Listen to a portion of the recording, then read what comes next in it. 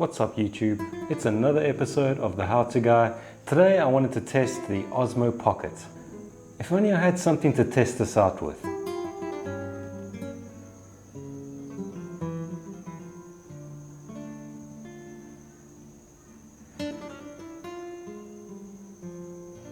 This could work.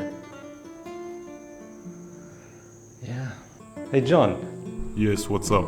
If we're going to test this thing, do you think we can do something more exotic, maybe luxurious in the background?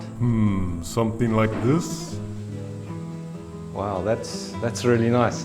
But I'm thinking like old money, you know what I mean? Oh yes, I know what you mean. Ah, much better. Let's get started with the testing. Okay, I'm first going to walk using the Sony a6000 attached to the Ronin SC. I'm going to walk through my little side of the house here up towards like a little shed. This thing's not that well balanced at the moment, but I think the camera's actually too light and I need a few counterweights, but it's doing okay and it's not complaining. So here I am with the Ronin SC. It's doing a pretty good job. There's a little bit of a vertical bounce. I don't think I had it balanced 100% correctly in this particular shot. I think the camera's too light, but it's still doing a pretty good job. That Sony a6000.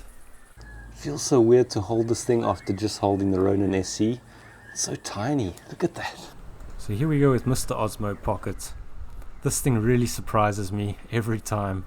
Look how super smooth it is. A little bit of an X-axis bounce, but still really super smooth. And it was probably smoother at this end pan-in shot than the Ronin.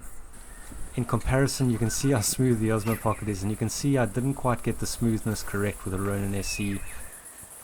Not only can you shoot awesome B-roll with this thing, you could also use it as a vlogging camera.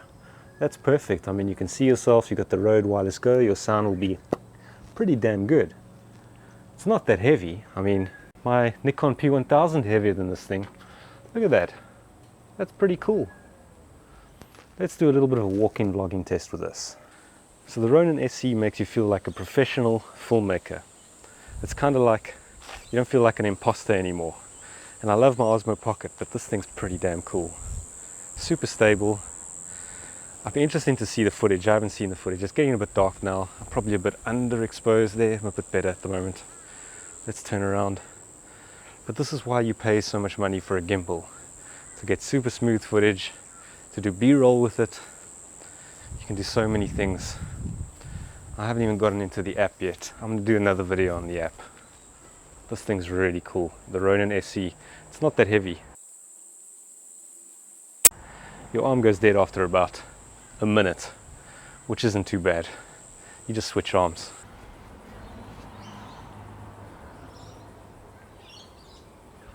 So I've got the Osmo Pocket mounted to a little selfie stick with the RODE Wireless Go. As you can see, I love my RODE Wireless Go. There's also a little horseshoe mount over here. See the little horseshoe mount? Connected to the microphone adapter, which costs like $30. Everything costs something, right? Let's see if we can get the same sort of results we did as that big gimbal I was just using. I think you might be surprised at the results. There we go, face tracking is on. Using the Osmo Pocket, the sound probably isn't quite as good as when I used the DJI Ronin SC with the Sony. A correction, the sound is actually very good.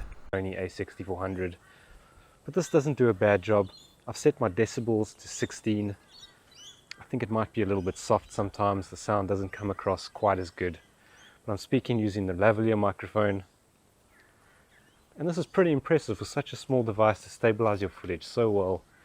You can almost do anything you want. And it tracks your face. The Ronin SC does that as well, but I don't think it does it quite as good. And it makes the whole thing rather bulky. That's what makes the Osmo Pocket so good. It's the #1 feature to me, the tracking ability. It's quite amazing actually. And I'm sure they're going to improve it in future versions. When the Osmo Pocket 2 comes out, I'm hoping the tracking is even better. So remember, this is the Ronin SC. It's the smaller version. You obviously get the bigger one, the Ronin S, which the Ronin S is more for bigger cameras, but this is sort of for APS-C cameras and smaller ones. And I think this thing's awesome. I mean, just look how responsive that is. I mean, it's totally awesome. It's like the Osmo Pocket on 10 steroids. I hope you enjoyed this video. If you did, hit the subscribe button and see you again next time.